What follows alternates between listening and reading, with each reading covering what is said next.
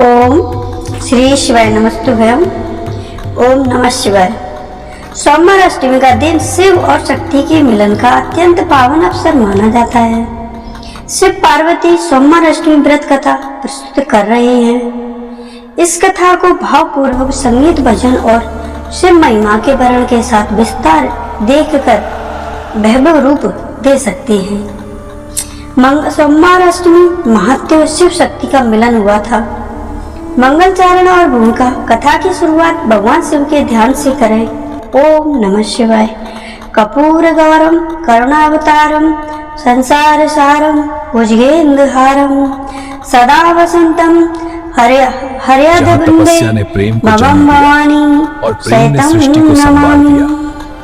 सोमवार अष्टमी वह दुर्लभ दिन है माँ पार्वती और भगवान शिव का पुनः मिलन हुआ था।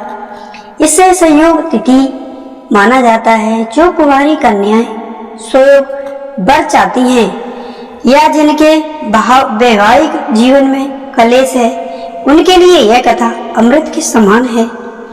कहा जाता है कि कथा का प्रारंभ देवी सती ब्रह्म और पार्वती का जन्म हुआ था। कथा का विस्तार यहाँ से शुरू होता है। जब सती आत्मदाह के बाद महादेव घोर वैराग्य में चले गए थे। महादेव का वैराग्य शिव ने अपनी आंखें बंद कर ली थी। सृष्टि का संतुलन बिगड़ने लगा था।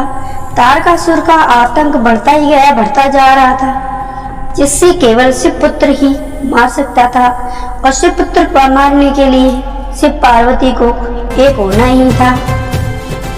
जब पार्वती का संकल्प हिमालय राजा के घर जन्म, पार्वती बचपन से ही शिव की दीवानी थी। जब पार्वती छोटी सी थी, शिवजी हिमालय के यहाँ पैदा हुई थी, तब उनको बड़ा ही स्नेह रहता था महादेव जी से और वो हमेशा महादेव में ही डूबी रहती थी। पार्वती बचपन में ही शिव की दीवानी थी। जब नारद मुनि ने बताया कि उनके भाग्य में एक अघोरी पति लिखा है, तो पार्वती विचलित होने के बजाय प्रसन्न हुई, क्योंकि वो खुद जानती थी उनका तो ध्यान हमेशा वैराग्य शिवजी में ही लगा रहता था। उन्होंने ठाना कि वे तपस्या से महादेव को प्राप्त कर सकती हैं, इसलिए उन्होंने घोर तपस्या का वर्ण किया। अध्यय को छू लेने वाला प्रसंग कहने लगी। यह भाग सुरता भावुक कर देता है, यहाँ विस्तार से सुनिए। शीत ताप का सहन पार्वती ने हजारों वर्षों तक केवल फल खाई, फिर पत्ते अर्पण और अंत में जल त्याग कर वायु पर जीवित रही। सप्तऋषियों की परीक्षा विशेष ने सप्तऋषियों को पार्वती की परीक्षा लेने भेजा। ऋषियों ने शिवजी की बुराई करी तो शिवजी की बुराई करने लगे। वह तो शमशान में रहता है, सांप लपेटता है, तुम उससे विवाह क्यों करना चाहती हो? लेकिन पार्वती जी ने बहुत क्रोध आया और उनको बहुत गुस्सा भी आया। पार्वती ने दृढ़ता से कहा, हे महादेव, दोष युक्त हो या निर्गुण वे ही मेरे स्वामी हैं। मेरा जन्म केवल उनके लिए ही हुआ है और मैं सिर्फ उनके लिए ही बनी हूँ। सोमवार अष्टमी का अद्भुत रहस्य है। शास्त्रों के अनुसार जब पार्वती की तपस्या पूर्ण हुई, तब महादेव ने उन्हें दर्शन देने की निश्चय किया। शिव बटुक रूप शिव एक छोटे बालक का रूप धारण कर आए और अपनी ही निंदा करने लगे। पार्वती जी ने जब सुना तो वे वहां से जाने लगी, क्योंकि वे शिव ही निंदा नहीं सुन सकती थी, क्योंकि उनको शिव की निंदा सुनना अच्छा नहीं लगता था। साक्षात दर्शन उसी क्षण महादेव अपने वास्तविक रूप में प्रकट हुए। वह दिन सोमवार था और तिथि अष्टमी थी। वरदान महादेव ने कहा, हे पार्वती, आज से जो भी भक्त इस सोमवार अष्टमी के दिन हमारी संयुक्त पूजा करेगा, उसे कभी वियोग नहीं भोगना पड़ेगा और ना ही सहना पड़ेगा। एक गरीब ब्राह्मण की उपकथा भक्ति का प्रणाम। कथा को आगे बढ़ाने के लिए एक दृष्टा जोड़ने। एक नगर में एक गरीब ब्राह्मण रहता था, जिसकी पुत्री का विवाह नहीं हो पा रहा था और वह दर दर भटक रहा था। उससे एक महात्मा ने सोमवार अष्टमी के व्रत की विधि विधान बताया और कहा कि पूजा विधि बेलपत्र चंदन से राम लिखकर शिवलिंग पर अर्पित करना, दूध अभिषेक और माँ पार्वती को सुहाग सामग्री चढ़ाना। चमत्कार, उस कन्या ने श्रद्धा से व्रत किया। महादेव की कृपा से उसने केवल एक उत्तम वर मिला, बल्कि उसके पिता की दरिद्रता भी दूर हो गई।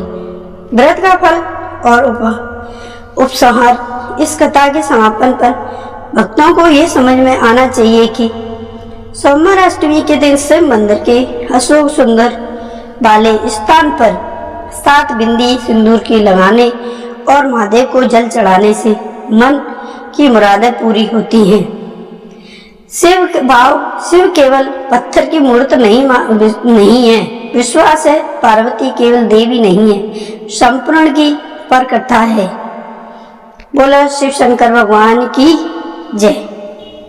सोमवार की अष्टमी पड़ रही थी और एक बड़ा ही निर्धन गरीब ब्राह्मण बड़ा ही कर्जे में डूबा हुआ था। सोमवार की अष्टमी का दिन शिव और शक्ति के मिलन का पर्व है।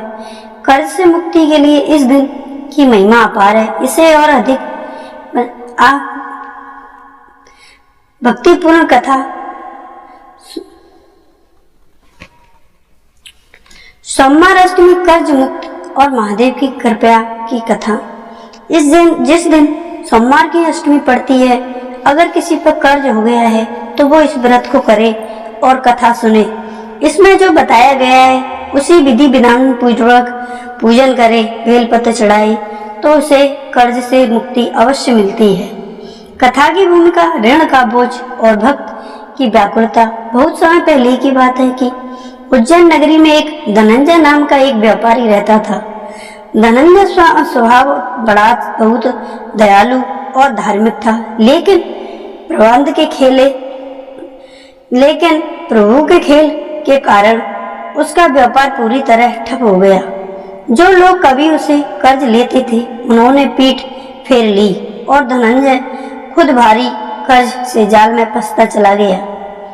देनदारों ने उसे परेशान करना शुरू कर दिया, यहाँ तक कि उसके घर भी कुकुरती की नौबत आ गई थी।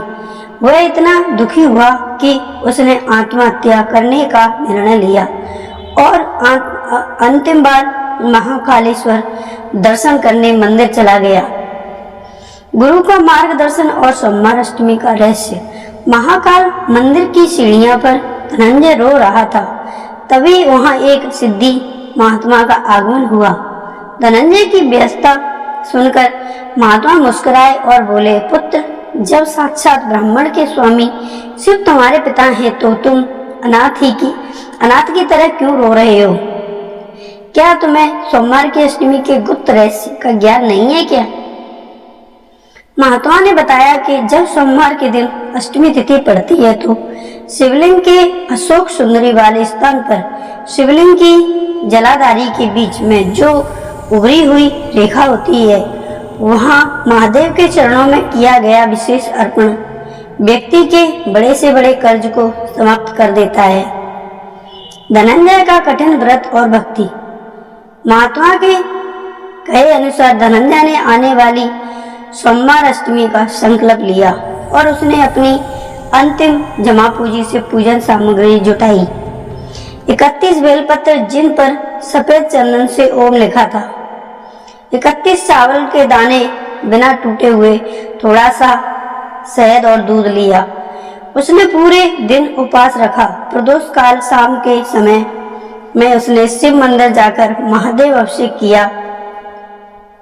उसने एक एक चावल का दाना और बेलपत्र महादेव की सभी छोटी पुत्री अशोक सुंदरी के स्थान पर अर्पित किया और प्रार्थना की, हे भोलेनाथ, यह धन मेरा नहीं है, यह उन लोगों का है जिन्होंने मैंने लिया है। मुझे बस इस कर्ज से, कलंक से मुक्त कर दो।